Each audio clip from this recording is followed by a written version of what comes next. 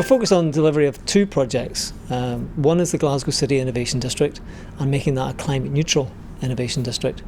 For us that means energy carbon neutral in operation and resilient to the changing climate, respecting the fact that climate change is locked in to a certain degree. So we're bringing those two concepts together to create a climate neutral innovation district.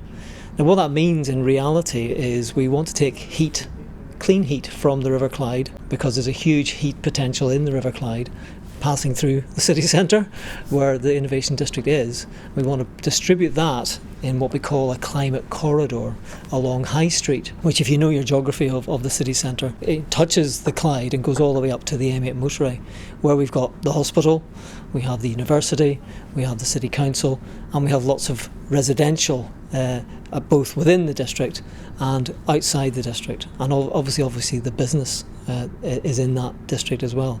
So clean heat, clean power, digital, much more resilient infrastructure, all within what we call a climate corridor. So that's kind of the concept in broad terms. For people that means affordable heat in their homes, matching the fabric first approach that the City Council is taking. So the people in the community in domestic and commercial buildings operating and living in much more climate friendly homes, if you like. We also want good access to services, so we want probably less vehicles in that space and more space for people, more active travel, more ability to get about under your own steam. Taking that social justice piece, making that available for everybody, why not? That's the sort of thing we need to do in the future. So that's the sort of general concept. There's a lot of detail in that. But we've been carrying out a feasibility study with a lot of stakeholders in the city involved, including the Council, Scottish Enterprise, Scottish Government, Transport Scotland, Zero Waste Scotland, Scottish Water, etc., Scottish Power, all to build that kind of coherent vision to make this an investable proposition.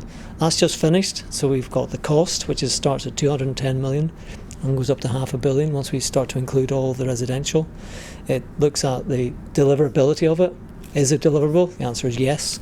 What is the amount of carbon reduction we can achieve? And that's 93% from the baseline, which we've measured really carefully. So that's a huge potential impact. So not only can that be invested in and delivered, we can see that it's got a huge potential impact on our carbon reductions, and it makes the zone climate resilient. Now that's what we think we can deliver in the Glasgow City Innovation District.